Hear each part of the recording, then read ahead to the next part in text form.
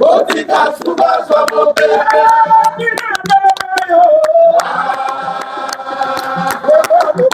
Otika suba somo pepe.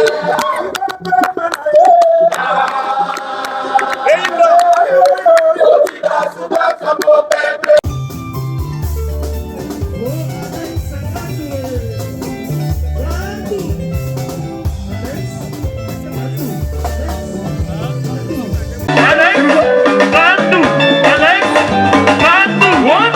Voilà, mon invité là, Alex. Axel Kitoko. Mbote nao. Mbote. Bonne santé. Ça m'a battu la chose bien. Alors, on n'est pas fort, mais on respecte le badjiké. Alors, na invité na casquette ya communicateur, na casquette ya journaliste et to beta masolo ya papa chéri. Non, fan c'est mieux. Fan c'est mieux. Ouais, fan c'est mieux. Fan ya JB. Ouais. Alors, boni BCBG, boni papa chéri. Ouais, tout carré, net niveau ton un système à Tchalobo, on a poche tout droit rare. Tout droit ma solo BCBG. Orchestre les plus stables, RDC, ils allons très bien et s'est comporté très bien. Comme dans le week-end, ils allaient trop chargé dans le concert Papa Chéri.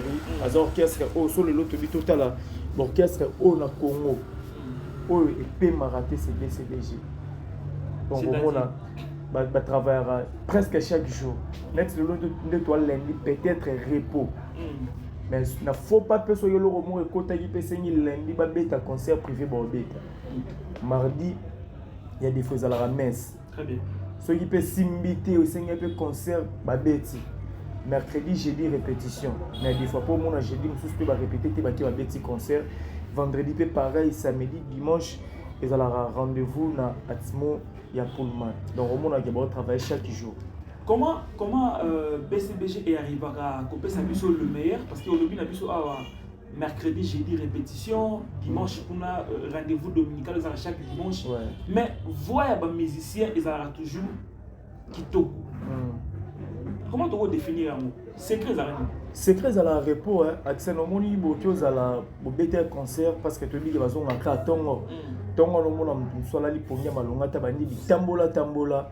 Oh, voir secret à la repos. Très bien. Au moment où il y a mis ça aux hommes à 8 ans. Permis vraiment aller à l'ali comme on a fait battre la voix à l'ali pour nous il y a bien et puis on la muka sur la travail à quel travail sur le travail exacté au monde on est qu'à la repos bref on a dit que tu me gagnes un peu au contacter bah c'est bela BCB je moi il y a temps tout le qui se passe donc ce espace exacté en profiter après ma pour garder voix un secret je crois quand le par rapport à secret Zarara. Et puis il faut te mettre au moro. Dis-moi si on a na mboka babuma bakoko nyonso te. Il faut garder bakoko na pour bomba pièce rare. Nzela na ba jeune au boya. So au mona au satire BCBG to ba meilleur ba bimisa le meilleur na ba concert c'est parce que Papa Chira garda bato abanda na bango BCBG. Très bien. Donc garda vraiment au ba benga mikolo. Donc par exemple le roi Bajidel Trabendo ba prof qui bien sert ba maître Ficaré ba Zulumbunda en dehors ba ndeko mususu ba kenda na ba batika biso ba pe na ba am na bango au moins que la majorité structure wana ezali et puis ba jeune frère na bango boya ba la que ça monter à ezala rabu yango mona na ba concert ba reproduire kaka le meilleur par rapport à studio mais nous on a ba orchestre mususu par BCBG mais est-ce que ça exercice mo ça facile pe na ba orchestre mususu que vous répétez mercredi, jeudi, vendredi concert, samedi concert, dimanche rendez-vous dominical. Et ça, exactement, c'est facile. Ce n'est pas facile, hein? Facile. Net déjà sur ton vidéo en dehors il y a un concert il y a dimanche rendez-vous dominical. So déjà pour bien inviter Mino, c'est-à-dire vous ça la musala mo malam. OK, tout le monde a moyen à organiser fête na invité orchestre na bino yo beta c'est que vous s'appelle Saraï déjà vous ça la mo za la malam et puis au tel niveau ba l'orchestre travaillera facilité très bien parce que moi on peut soit répéter quand le lobby na bobengi ba kosi ke Congo zoto passe là on pas cause c'est une vérité parce que le roi BCBG ba musicien ba tena mituna ba OK quand pe na biso yango donc c'est sacrifiable. C'est sacrifiable. Nous avons ça corps âme na bango de façon que base à toujours la performance parce que quand travaille chaque jour que ça maël que ça rappelle voix échanger à bango belé au monde qui a du fait qu'on travaille chaque jour, il y a un esprit. Et il faut moi. Mais moi, des fois, que la ministère mawa, c'est tout bas au bana BCBG, na tout na quand est-ce que nous travailler individuellement pour avoir temps, il y a le quand même sous cri vocal ton zembo même. Nous avons pas ça là en faveur au monde concert pendant ministère imba vocal oyo mais improviser bien spélo au moins c'est que l'esprit pas fanatique. Donc c'est pas facile, il y a autant la BCBG va travailler que l'orchestre va travailler bon. Nini papa chéri alobaka na ba poulet na ye pona baza na ba problème ité na ba artiste X to Y parce que bango bazaka sans polémique. Ouais. Alors ba valeur nini je vais pena l'axara bango pour te retrouver bango na terrain en polémique té. Moni BCBG comment le roi donc le banini alors roi pena to na kata famille. Très bien. Éducation penza ezalaka makasi. Donc ni ça BCBG a ni c'est mobile en dehors de l'éducation tu n'as pas bino donc on a un mouvement aux appels d'éducation. OK, aux appels d'éducation so aux allés que ba ki aux allés doyen na nouveau pe bon se respecter na ndenge ya qui doyen qui ancienneté quoi et puis âge et compter. Très bien. La BCBG déjà papa chéri mon lobi qui a amtolinga ba polémique. Très bien. Ayebi ça ba ministère onga na yebi o izaki ya msusu yo kangote mais papa chéri o tout le ministère mabi président ça absolument mo polémique et botay l'autre polémique ya nango na l'intérêt mo côté la musique il faut travailler rendre parce que muto linga o pour na polémique té muto linga yo par rapport à musala accent voilà nous avons que banu nous te ka clasher sur bato pour muto kabela o to muto ba dotala yo asibila na mission no esenga longa ba clash té. Très bien. Et c'est là qu'il y a posé des questions bien calmement, une question polémique ou pertinente, c'est chose à la moto boité mais na moto répondre na yo bomo na yo bosala émission mo boli na ba talibino ba se sentir bas à l'aise et gêner na mo pe mututé en dehors il y a ba ndeko mususu to kotanga ba komboté maman na yeso baé ba se focaliser un peu beaucoup plus que dans la polémique mais chez papa chéri bilo on a vraiment linga ngoté d'ailleurs pour ça il y a ba polémique et belé mais non déjà ba fanatique à BCBG au monde bon total vraiment ben mission vraiment trop parce que baby qui a Alex pour aller dans polémique sur dans la polémique parce que papa chéri surtout check BCBG orchestre le plus hospitalier il y a orchestre il y a tout en général il y a orchestre belé et puis il y a papa chéri il y a jeune frère na tout ou ba bima na orchestre différent ayamba bango après ta bon peu mais fort par rapport à ma carrière na bango donc à mon polémique au salon on a très bien déjà ba bibenga ne mpamba les chèques mais toujours d'abord na aussi qui c'était prévu bobeta na Maribel ouais parce que lelo tout le monde bazolo bango na bato papa chéri atikali kaka au Kapi atikali kaka bobeta kaka na Congo pour te zo manquer ba ministre belé raison ni mesala dit que non bobeta Maribel té. Mais est-ce que ça parce que vous avez une communication bien té, promotion ça la qui bien té, yango bobeti Maribel té? Non, communication na promotion, je dirais non, et ça la met bien. OK. Parce que 3 jours avant concert, concert toi Axel, bah ce billet le mois il a 5 euros comme on a 150 €. OK. Parce que billet ça il a prix standard 100 €. Bah boya qui aux catégorie A, B, zone fausse nord ni tout ça. Bah tu as billet 100 €. Déjà, 3 jours avant le concert, billet variaki. Compte tenu que visé soit quitté, là il faut tout le barango, visé soit quitté. Et on m'a dit le repoussé qui concert et bêta maté. Mais soit bon le papa Chiraza orchestre ou escalo capi. Kazo capi mais peut-être bon ça dans histoire, bon ça dans marambonoki. OK. Depuis musique à Congo, ils ont la musique à Congo. Arsène Oza journaliste d'investigation. Il y a un orchestre Nini. Et c'est déplacé qui est des petits concerts live, showcase live, dans le roi Chine. OK. Mais le monde qui est touché là, on m'a quel était. Parce que papa Chira le chez nous, c'est la compétence, sinon l'influence. C'est mon première artiste musicien congolais qui est en Chine. Ouais, papa il m'a quitté au Japon. OK. J'ai bien piano, Chine. Première congolais ouais qui a même un orchestre na yi ba ke ba beta deux concerts au tchela maquiller l'été Tant au concert eleki et non to lobi que non orchestre beta qui concert en Chine et puis to yambi quelques musiciens ba pesi pe d'impression par rapport à ni ba tambola na ba mboka na temps na ba réalité ba kuti na Chine parce que ba nego na so belé pe ba congolais ba na Chine ba africain belé pe ba na Chine ba siège kuna. Très bien. So ba bien ga BCBG capi par rapport à quoi? Par rapport à la reprise, il y a des concerts qui ont dans salle prestigieuse na poto. BCBG 4 concerts, il y a 4 il y a tourné en Amérique. Babo Sanyango. Et quand on va concert les zones. Pour ni banirez à l'Europe. On dit papa chéri, il faut mieux là-bas que là-bas. Parce que Chine paye la ma cam.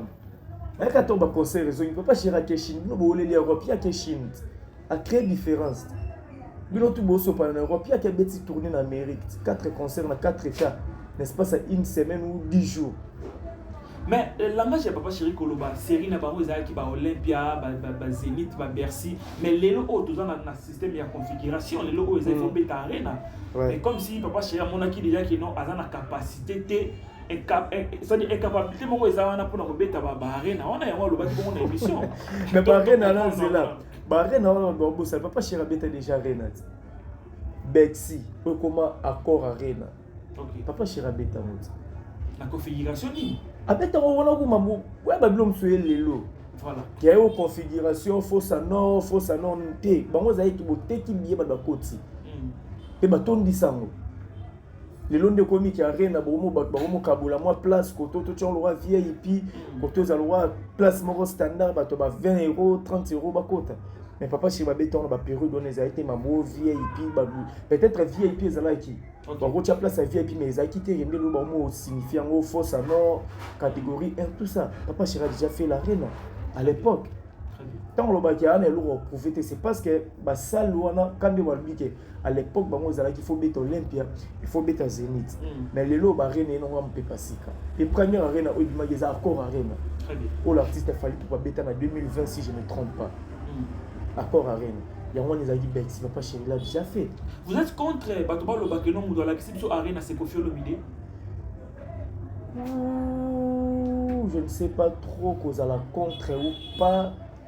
Ola qui s'abisso ou Ola qui s'attelle l'essentiel les arts qui ont sali la bonne musique.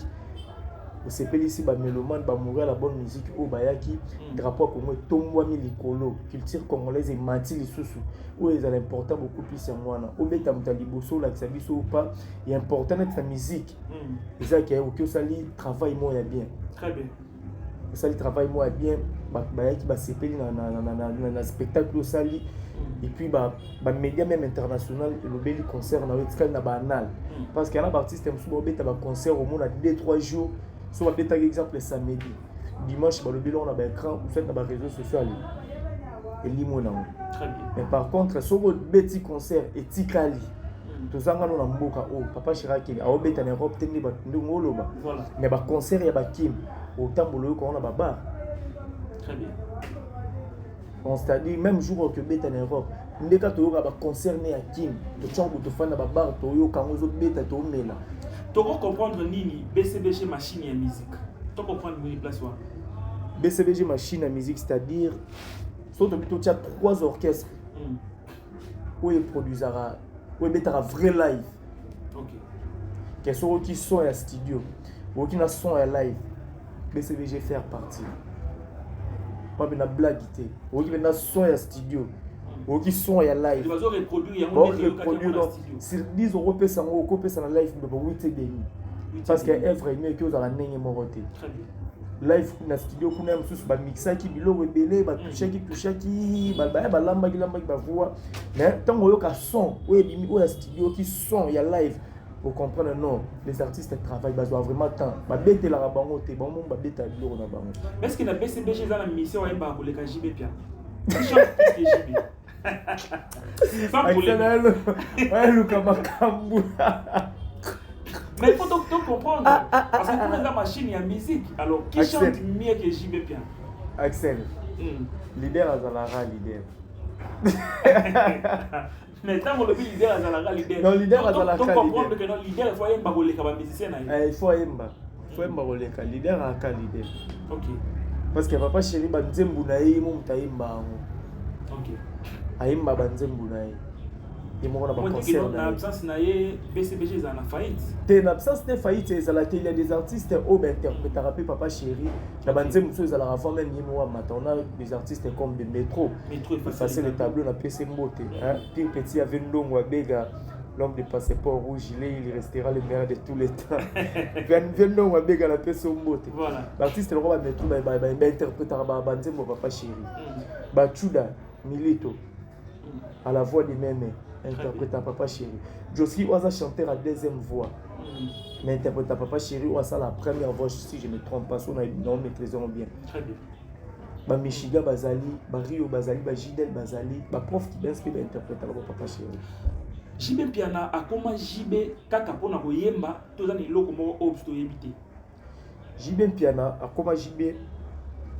premièrement par rapport à talent na koyemba koyemba na inde to découvrir et puis deuxièmement il y a des critères mususu où ça là que il faut dire na place neta que Jibe Piana c'est réservé pour éviter ba ranking mozanga longo mutuna makolo pour éviter ba guerre moro où et pesa na ngoyo loko moko te na carrière na ye oyo profiter na ngote très bien les célèbres na ya za Jibe Piana pour ba respecter mais moment moko to mona qui Roger dans lesquelles émission que BCBG ils ont recruté mais on peut ça peut suite tout le monde a payé Batubayate raison ezaki qu'est-ce qui a fait que Batubayate la recrutement au Lansaki non Batubabengara Babengara c'est qui est vrai mais par rapport à recrutement il y a déjà un nouveau musicien ou intégré BCBG comme on est Kiss na Kiss un peu dans l'os un peu dans l'os déjà intégré BCBG quand les ba recrutement bandaki mais ba préférer ba stopper na nous vacances au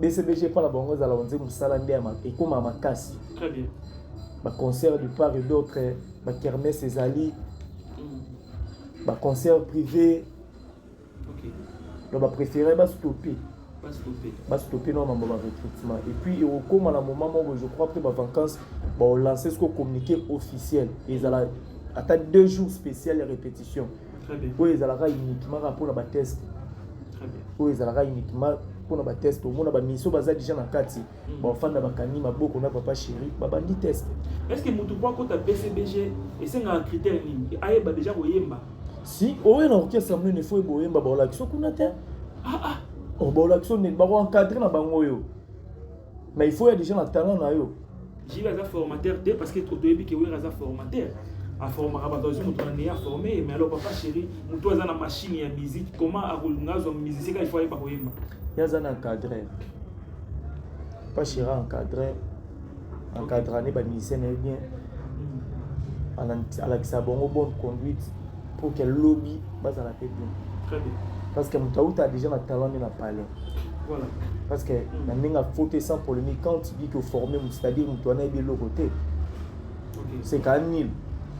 Donc tu vas dire là qui ça est. Vous avez contre l'évangile à Wilson, pas bien un grand formateur. Non, je suis pas contre. Je suis pas contre. Après la bataille sous plus bakina la bonne orchestre on a peut-être ba na bon peu le côté va prendre ba retour. OK. Peut-être à Ibarra Pello Roté va prendre tout, je ne suis pas contre. Mais par rapport à Papa Chéri, je sais qu'il y a un bon encadré. Parce que tu as déjà un talent. Si tu as un test dans le podium à BCBG, tu as devant Papa Chéri, qui est un grand chanteur de ces pays. Donc il faut déjà un savoir-faire. Exemple, il faut moins 7 demi. Peut-être moins 1 demi, on a tous prendre au Messana. Pour comprendre d'ailleurs sur le concert, il y a un boy, comme au côté, il peut faire du potical pour dire bon, on va prendre un peu bateau. Papa Chéri, vous avez un gaz, vous avez un pétrole. On s'en fout du reste. Vous avez s'en foutre du reste. Mais comment expliquer à l'eau ce qu'on fout là-bas tout les gars foulent là, biso ba nono Fuji, ba mignon Abraham, à foule là-bas tout belé. Mais actuellement, Papa Chéri, a foule là qu'est-ce qui se passe? Il y a un métro d'elle, il y a un Joskin d'elle. Parce que même tout bêtis na sima ba ya ba mignon Abraham na ba nono Fuji. Oui bien Chuda ndeni. OK. Parce que ba Chuda en réalité bazaki na ba to ba après promotion mon car na ba nono Fuji. Ya ba nono Fuji ba bêtis ba vu chance bêta disque liboso ya Chuda. OK. Et puis nzembo ya ko msa Chuda nzembo azali. Très bien. Là c'est ça la première vocale mais faut refoula quand les gens disent qu'il refoula bah il va foula mandé parce que métro il est ce qu'il est parce qu'on bête aller na BCBG le monde entier mon araï sur l'équipe c'est différent avec Yama Metro tout ça réaliste. Donc si je comprends bien Olingi qui a un Nzembo Moro Boy Papa Chérat c'est le roi. Voilà, Kobimi ça peut. Mais il a déjà une chanson dans 4 balles de match. Papa qui me dit Nzembo le roi oh le nez. Là c'est Papa Chérat qui va artiste va s'exprimer va mettre ba vocal ba Joski ba vocal. Personnel musuli matika vocal ni wana. Très bien. Ba Michigan yamba ça ba vocal ba Zakoko ba vocal. Peut-être ils ont clippé mais dans la balle de match bato batala ba yuka la bonne musique ba mourir il y a BCBG il y a eu déjà qui Nzembo za wana ils allaient oh les mains la balle de match ba qui me consommer ba yuka ba découvrir ba talent la balle de match Simba ndé vous avez lingé la balle de match Simba oui elle a dit que leur Simba est-ce que Doro va toi douter na moto ndaki pe Sankara a les douter na moti soit ka disque d'or wana balle de match Simba na disque d'or balle de match même ici et qui na ba 5 États-Unis balle de match était amouissa bango ebetsa ba conseil ba beta quoi pour na balle de match 14 ans c'est là non il y a 14 ans passé Papa Chéri avec le seul artiste et musicien congolais à cela qui concerne bateau randonnée fluviale. Après quand il a relevé sous défi wana défi on a relevé on a dit que na balle de match pour ba foot ba $50 pour na tambola ville à Kinshasa ba bandi la beach na biso awa na ngobila ba beti tour ti maluku ba zone très bien quand pour na balle de match mini bomba Chine ba beti ba concert na ba point noir. Mais comment on réagit ça qui t'a monné intervention à Sankara comment album gozo ba disque d'or car pour la générique qui est Sili qui est Zebuka balle de match il y a un disque d'or Zebuka est single d'or n'éclaircir Kotoana OK disquette il y a un banzembo bene il y a un banzembo ils ont ba single nzembo wana nusu ba télécharger en trop tout ça balle de match en général ils ont disque d'or et puis Zebuka et Moro ils ont single d'or tant on veut contredire il faut y rappeler il faut y avoir fait OK tant bobo il disque d'or oui mais ça va il est actuellement surtout tout à la générique tu es bête so ba Zebuka tout le monde va danser très bien tout le monde va danser faut tant bobo mais pour reconnaître c'est là pardon yoka comme de Simbi à part yango banzembo peu importe Zebuka Simbi ça na balle de match ka balle de match tant bobo il loko bobi qui a ba disque d'or à Makiona très bien d'auto vivre époque moi quoi il y a ba plaque d'or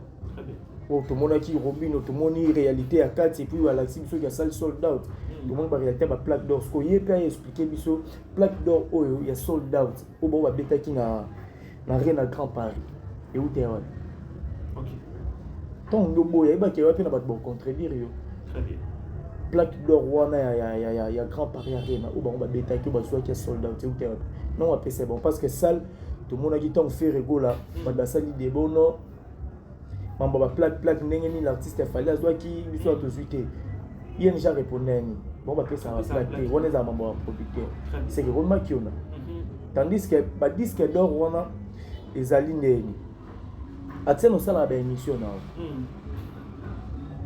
sala boulot très bien tous aura exemple le roi bandeko na biso qu'il tire à voir tonton tekem na peso mbote très bien ba refan ba sélectionner 5 meilleures émissions ba tie émission Axen batie miso Gos Dikambala, batie miso Héritier Ibula, batie miso Songolo X Pakala YZ, batie miso Kelly. Très bien. Bat ba voter. En dehors bat ba voter, ba ota la paix. Nani atala maramini. Très bien. Ton nani de mission na ye peut-être qu'il n'a pas na ba page. Mais tant que bobo ya disque d'or, allez vérifier na ba streaming. Bat ba confondre succès ya bafle na Kosomba. Ah ok. Où est-ce important les aranis? Kosomba. Kosomba. C'est ça. Il y a un homme qui fait ça disque d'or. Musique na balabala. On t'en télécharger à Tindelo na Zander. L'artiste a profité na ni. Ok. Moi que l'artiste a profité na rien. Mais par rapport à ceux qui ont téléchargé, mais quand l'artiste est 100 francs. Donc bon ça là bas calculer ba vente ba streaming, kuna ba Spotify, ba Blue Rebelle, ba compter 1. On t'a téléchargé sur compter 2, 3, 4. Très bien. Parce que ton bilo bobo allez vérifier. Les lots mangos allez sur constater. Voilà, merci beaucoup Alex qui n'a pas bien accroché. Mais troisième volume il y a pas de match. Ouais. Et Gopima, to vous avez un projet, il y a album Soto Zelango après 10 ans. troisième volume à balle de match et Robima mais la format Moussousou.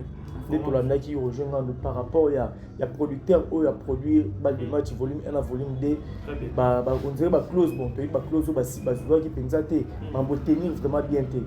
Parce qu'il faut trouver des balles de match en dehors, et puis surtout, tu as soutenir, toi, fan, tu soutenir BCBG, tu as quelques musiciens, mais côté promotion, le big producteur de Farah Salam Moussala Makas. Le producteur, c'est vraiment Moussala, mais pensa bien. Et je crois que Papa Chira a décidé en 4 contrat naï, troisième volume, et on m'a mis la format Moussous. Et puis déjà, bientôt, là, tout qui n'a pas fait, sauf imprévu. Donc il est CP là, le mot a bien dit maintenant. C'est la prédisante. Non, bientôt là, peut-être là, tu fêté puis le mot a bien. Très bien. Alors, aux Arabes, na oreille musicale, la Goloka Banque, c'est Moussous. Si, je suis amoureux de la bonne musique. Et tu orchestre est marqué en 2025. Na disque, concert. Mais disque presque bon tout babimse ba année passée. Ano bina film to bimsa récemment, il est aussi fabricas. OK. Bimsa récemment, presque bango tout za ba année passée, ba année couleur. Na yo ka banzembo na bango. OK. Na yo ka bina banzembo, so na yo ka te na ko si bon to so yo kité na téléphone, o tambolo fana na ba yo ka ngo. Zemoni ya quartier la te yo ki déjà. Et non, le roman boy, malata sur boyinga no relateur, le moins bon moi. Quatre parties wana. Quatre parties wana. To boy soit to zone, to so okay no le la ngate. Parce que la monde on trouve na TikTok. Na TikTok. Le lo o tango moni appel ya ko fiolo mine ko bengi sa we ransom na ING Arena. Réaction na bino to BCBG dans les ni chaud ni froid. C'est son choix. A préféré bengi sa we ransom. Et ils ont honneur à musique à Congo jour là so bon balé ba la podium. Est-ce qu'il y a un problème avec Kofi Olomide dans GDP? Papa Chira, Papa Chira a un problème avec les musiciens congolais morts. On a un problème avec les musiciens congolais morts. Kofi a un problème. Peut-être que Kofi Rose a un problème avec JB, mais JB a un problème avec. Mais qu'est-ce qui fait que tout le monde a amour wana te obazaka na moli boss tout le monde a que Kofi a boaki JB a sali retour a boaki Kofi Olomide et ben non ça la beauté moko boy na musique mais actuellement comme si tu perdre beauté wana peut-être ça aussi place mon respect ça te auto bien dans la petite so pour là tout le monde peut coopérer mais so monde qui respect à la rater peut-être à loyal peut-être tu peux te retenir. OK. On remet bien dans la point na ko fandi na ça no marambo na mais c'est je sais que Papa Chira a un problème na Baptiste.